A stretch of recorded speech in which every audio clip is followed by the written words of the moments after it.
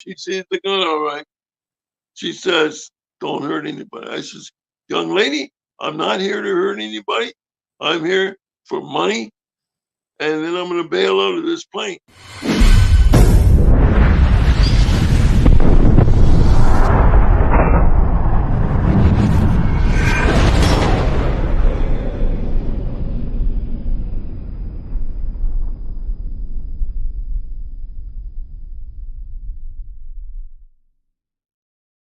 Yeah, it was towards the end of the month, June 23rd, when this all took place. On this particular day, we were on the last leg of the trip, and we were going to stay the night in Tulsa. So it's now or never.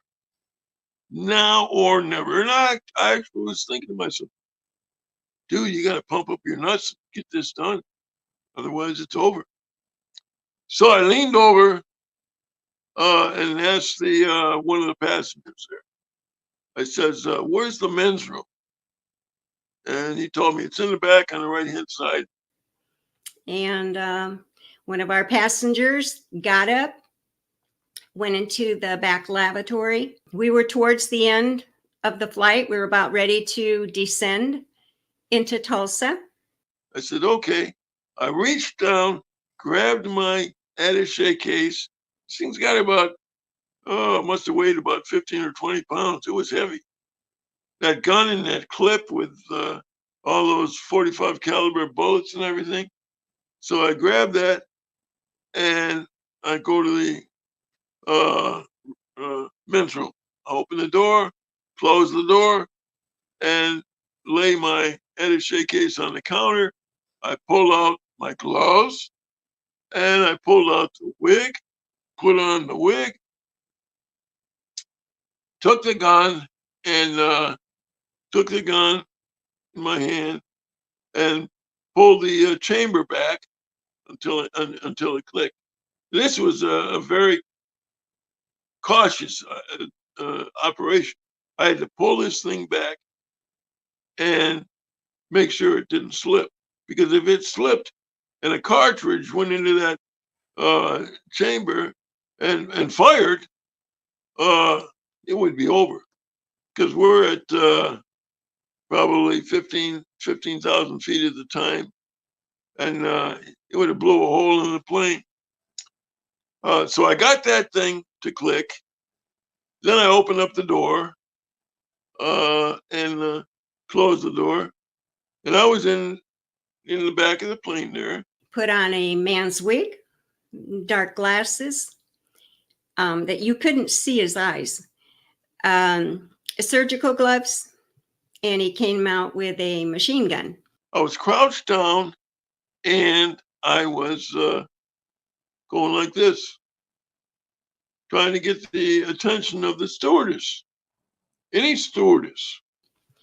And he stood at the back of the at the back of the plane. Now, I was at the beginning of coach, and I'm serving sandwiches. I've run out, and I'm starting to come back when my flying partner, Jane, was in the galley, which is at the back. Okay? Nobody sees me. None of the passengers see me. None of the stewardesses in the aisle see me. Until about 3 minutes, then the stewardess sees me. She comes back and she said, don't hurt anybody. He had said to her, Miss, take this note to the cockpit. So in those days, we had a signal where we were supposed to go to the phone, talk to the cockpit, and we were to say, Captain, all is calm, which meant we're being hijacked. She sees the gun, all right. She says, don't hurt anybody. I says, young lady, I'm not here to hurt anybody. I'm here for money, and then I'm going to bail out of this plane.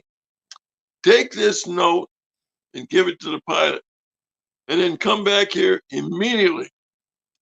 So I gave her the note. She ran up to the cockpit. She had no chance to get to the phone, so she's taking the note up the aisle, and I'm coming back down. And Jane's kind of making these funny little faces as we're about ready to pass. And I'm thinking, what is she doing? And then when we passed and I see this guy with the dark glasses and the gun, and I thought, oh boy, stewardess training. I remember saying, keep the passengers calm. And so I just got more sandwiches and out I went again to, like nothing's going on. And then the captain came over the intercom. Came back, said, what's next? And I said, I need a place to sit down. Clear out these 3 seats, these three seats right here, and give them an upgrade to first class. And told everybody that we have a guest on board, and he has invited us back to St. Louis. So we're going with his request. So people couldn't quite figure out why we, because we're almost to Tulsa. And as we're turning and going back, and so it's like, it's okay, just guy back there with a gun. Don't charge him. Just send him to first class, free upgrade. So the stewardess, her name was Jane Elizabeth Furlong. To this day, she hates me. She won't talk to me. And I talked to one of the other stewardess. But here's what happened. The dude, his wife, and 2 kids. He had a young girl. She's about 10 or 11, 12. He had a young son. He was young, 10 or 11, 12. He was very old. And him. So the woman goes first. The young girl goes next. She's going to first class. The little boy, hey, he stops about 10 feet up the aisle. Stops, turns around like that. He's staring at me, looking at the gun, and he just shakes his head like that. If you're at the very back of the plane, there's the 2 lavatories, and then on the left side is the galley. Across from the galley is a wide expanse because there's an emergency door. But between the lavatory and that wide expanse are 2 rows with 3 seats each, so 6 seats. And there was a family there, and he did kick them out, and they moved further up. We weren't totally full. The husband of this woman, nobody else sees this weapon. So the dude gets up. He's about 6'5", 6'6", big guy, looks like an NFL player. He gets up, turns around, and he faces me. And he's in the aisle, staring at me. He doesn't blink. We're eyeball to eyeball. He doesn't blink. I don't blink. I can see what he wants, what's going through his brain. I want to disarm this fool. And so I can see that. So I take the weapon and I point it directly at him. Okay, I'm pointing it at his chest. And I give him the growl, like that.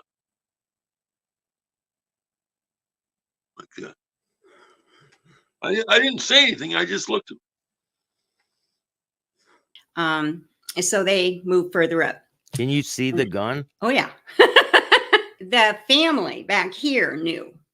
But if you were facing forward, no, you wouldn't have known.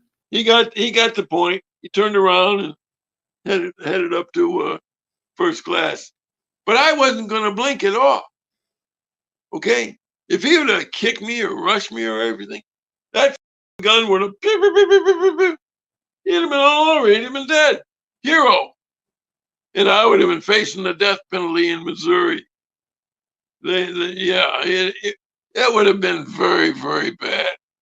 So what happened is that I take the plane at that point. Pilot announces to the crew, everybody, he says, we have a passenger on board who wants to return to St. Louis. So we're returning to St. Louis right now. Boom. So he turns around and heads to St. Louis. And we get to St. Louis.